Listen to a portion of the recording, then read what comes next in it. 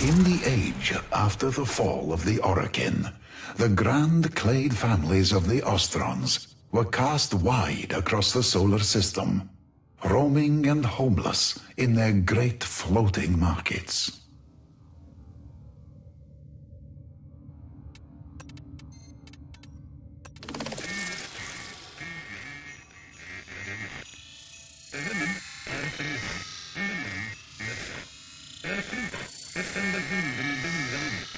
In this time, two young people were in love. The woman, Erfriha, and the man, Mirza. Erfriha was from the Yingbin clade, meaning great bond, a very old and wealthy compact of bonded families.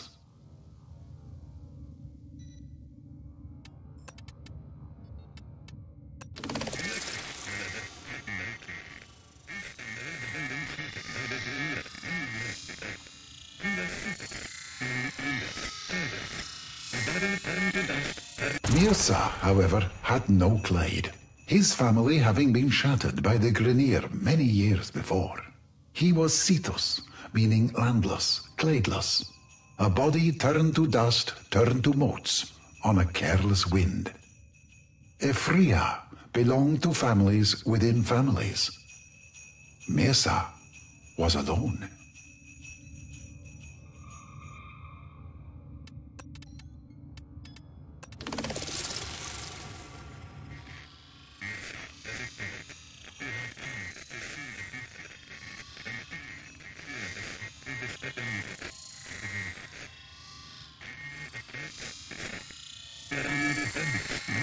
But to Efrihar, Mirza was a poet who had eyes to see the beauty of things and ears to hear the softly whispered language of the universe.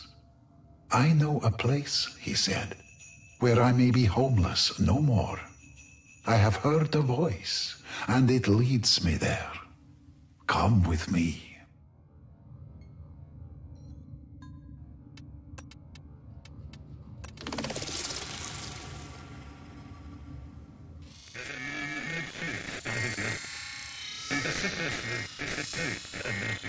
But Elfriha's father was a man made foolish by his wealth, and vociferously disapproved of their love. Mirza was cast adrift from the floating market that was home to his one true love.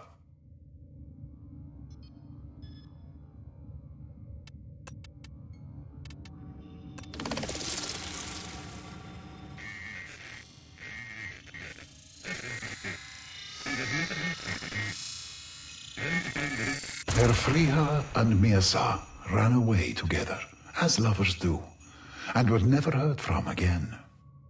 Rent by grief, her family thought her dead.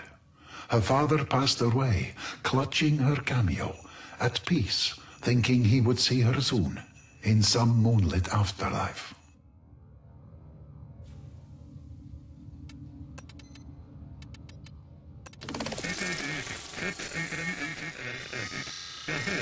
Decades later, ships entering ancient Earth's orbit were hailed from the planet's poisoned surface by an old woman's voice, gentle and knowing.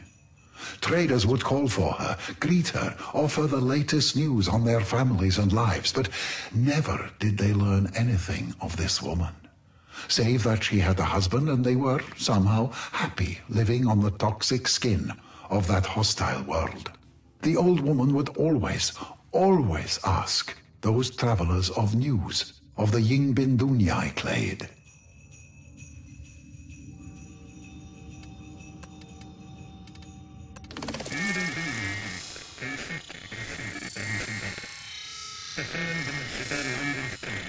Yingbin junkers came searching for a sign of their missing daughter.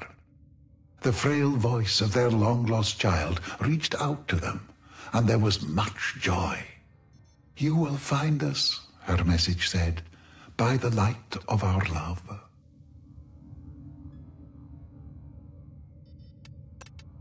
Operator? Ordis wonders, what are you thinking about?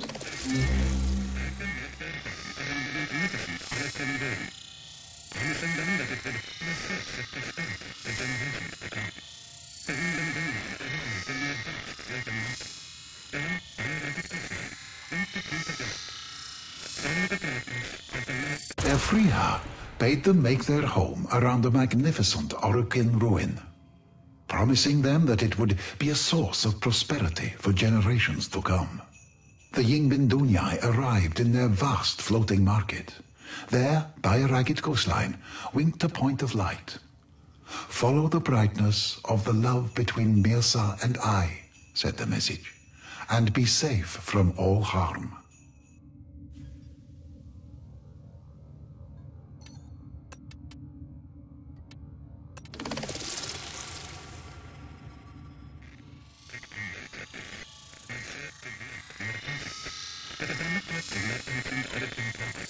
The wrathful Grineer took umbrage at this, and sought to block their passage, but upon approaching that ancient Orokin tower, found their transmissions silenced, their engines turned cold, and their weapons reduced to lumps of dead iron.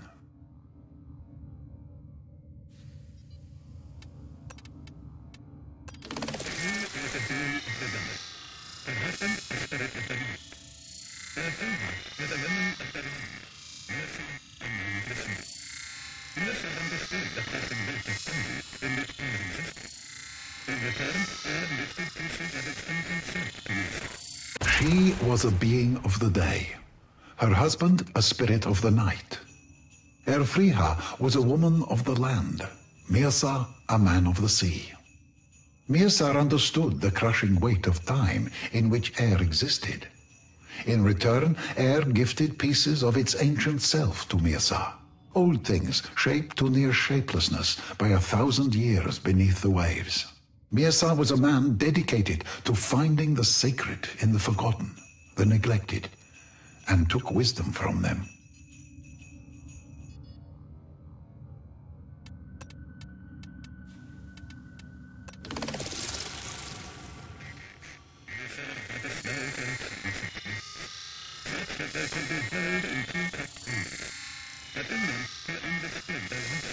After many decades, Mirza had a small collection of such gifts, such that they could be held in two cupped hands. But in them he understood the lifespan of a world, and so he had struck an accord with the creatures of the sea.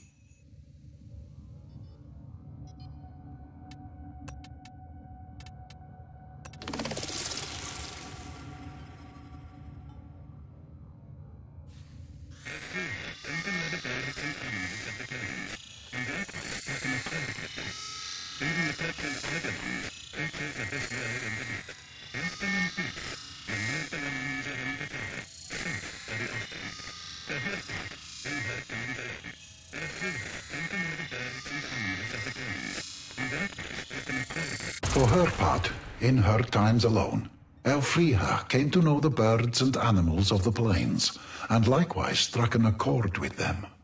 Even the tortured Eidolons, creatures of this world and the next, left them in peace, and made the lands around the tower safe for the Ostrons.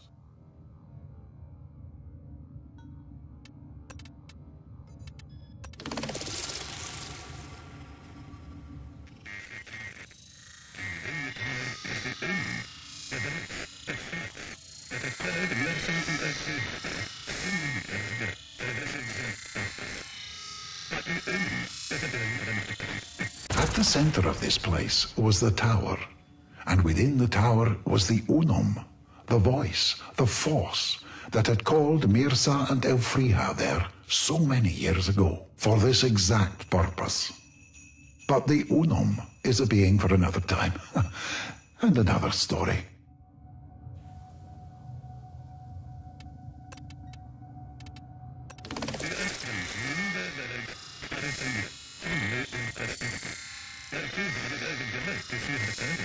The Ostrons named their village Carifomil, family and prosperity.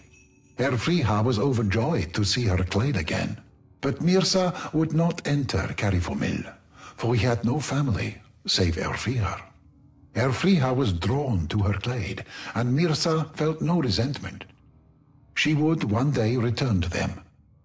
Mirza had known it would be so.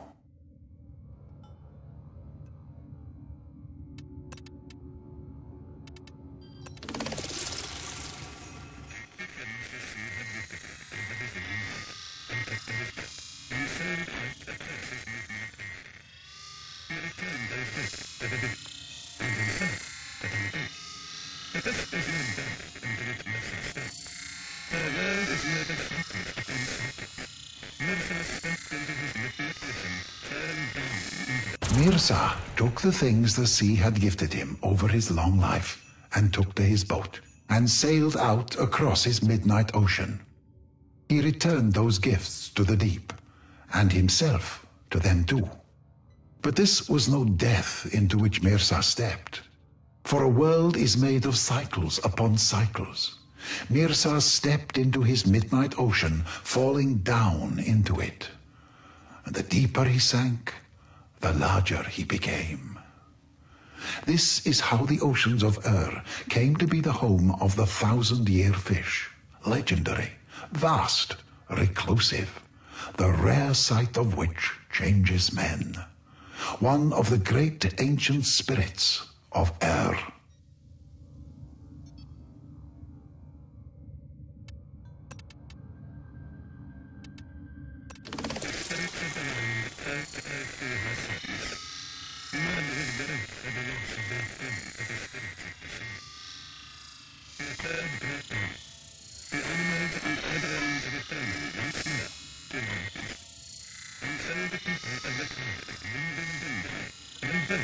The spirits of the land felt Elfriha's sadness, mad with grief for the loss of their friend to the spirits of the sea.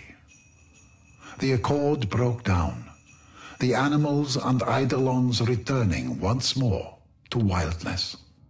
And so the people of the clade, Yingbin Dunyai, rebuilt the great Oricon wall that had, in centuries gone by, ringed their gleaming tower, and never again ventured out at night.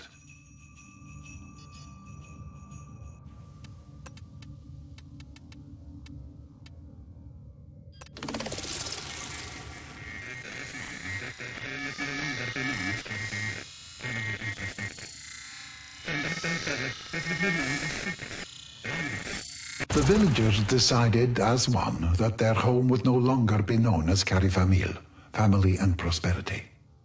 From that day forward, it would be known as Cetus, landless, of no one clade, home to any who are blown as dust on the wind.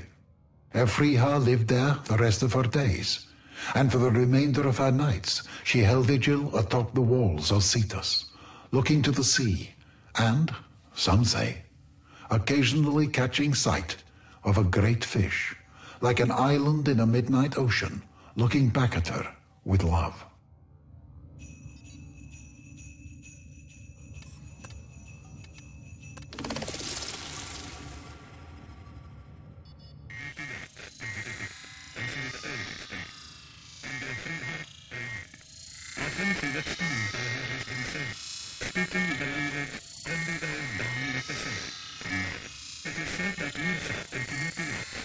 It is said that Mirza continued to watch over the deep, as he had always done, and Elfriha the land. Often she would stand by her husband's sea, speaking in the language only those bound at the soul can know.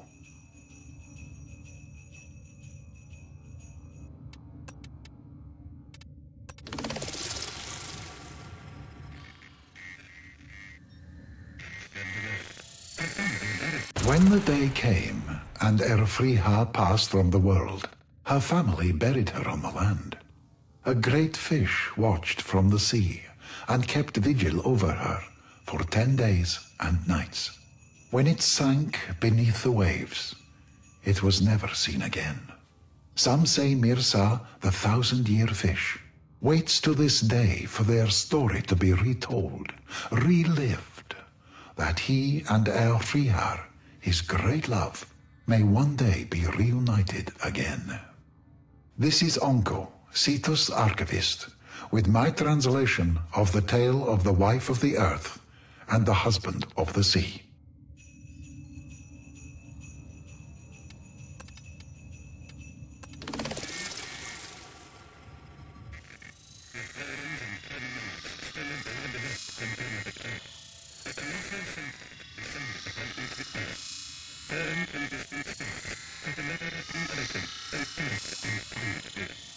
In the dying days of the Orichin, with forums and promenades still blood-wet from Tenno betrayal, a colossal sentient descended upon ancient Ur, falling from distant stars to deliver upon Orichin a terrible and final ruin.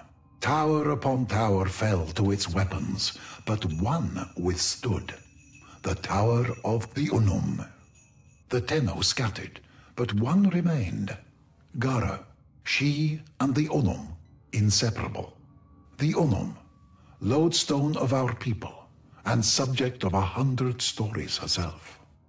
The sentient was a deformed creature, twisted and massive, sent from some dark fold of distant space, a warped thing wounded by daylight. By night it was a terror, felling tower after tower, citadel after citadel. But by day it hid, blinded and pained. It was during the day that Gara roamed, yearning to strike it from creation while it cowered, weakened and blind, to safeguard her beloved Unum. But never could Gara find it.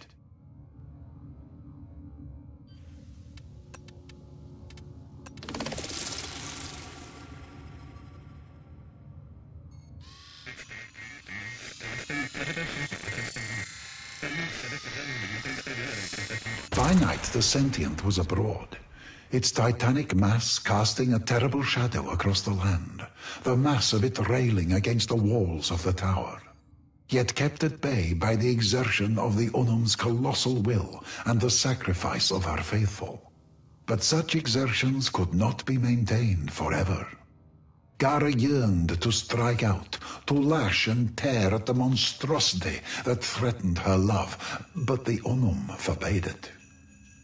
At night the sentient was at the height of its power, and Gara's light would make her the most tempting of targets to a creature of such profound darkness. Gara's death would be certain. No, a different strategy was required.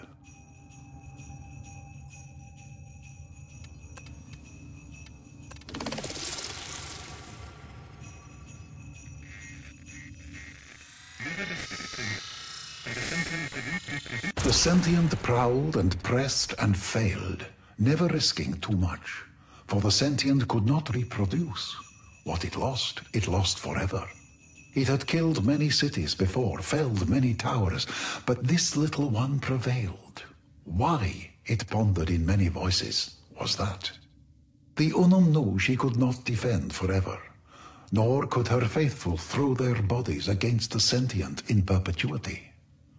So she gave her followers some of her blood, her refined temple kuva, and they in turn gave it to the animals of the land. And the animals became an extension of her, and she became an extension of them. And the animals roamed and searched, and they found where the sentient chose to hide itself.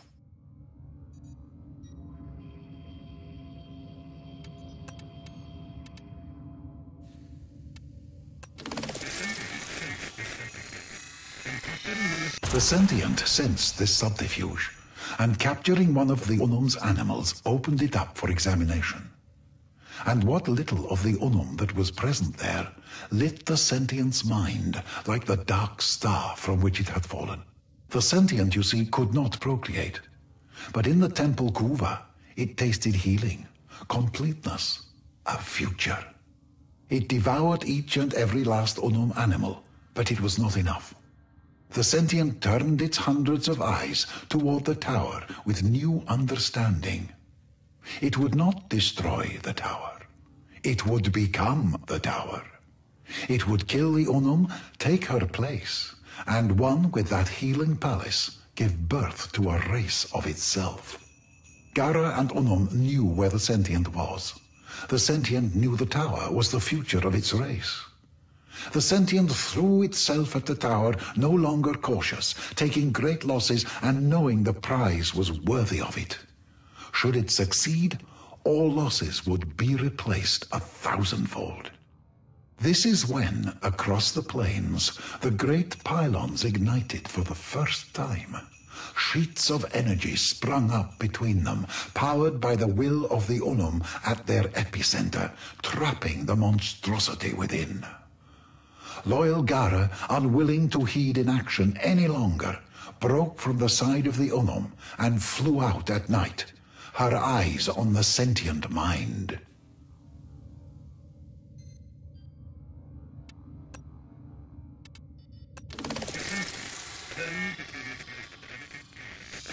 The sentient, torn between its most coveted prize and the mortal threat, broke from the tower and turned back on itself to defend itself from noble Gara.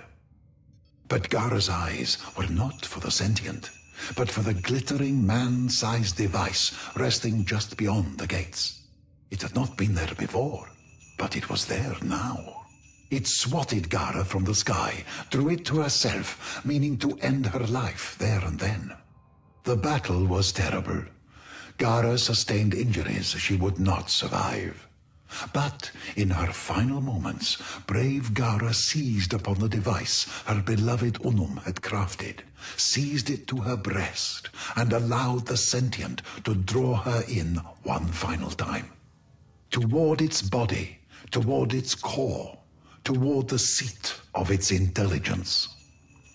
From within, the sentient unfurled myriad feelers, probes, tendrils, viciously toothed and made for killing. They swept toward Gara violently, and the glass warrior made no defense. Her defense was her final attack. The device detonated, and the Unum cried out as night lit as day. The battle, the terror, was ended. The tower wall shook. The sentient's body shuddered, racked by a cacophonous energy. Forests fell as piece after piece, giant body after giant body, crashed to the plains and marshes and flatlands. Animals fled in spreading waves from pounding sky-high walls of dust, angered and whipped to fury by the death of a god. The last of Gara's energy arced from body to body, machine to machine, piece to piece, a horizon-wide applause of light, beautiful and terrible. And then, silence. All was still. The Unum's adherents wandered through the haze, calling for one another, lost in a miasma.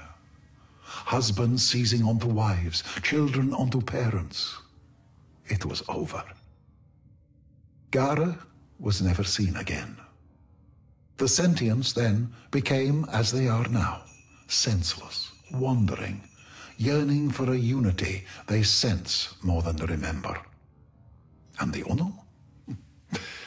The Unum survived, alone, for centuries. Until today, when you stand here reading this. This is Onko, Cetus Archivist, with my translation of the Gara legend.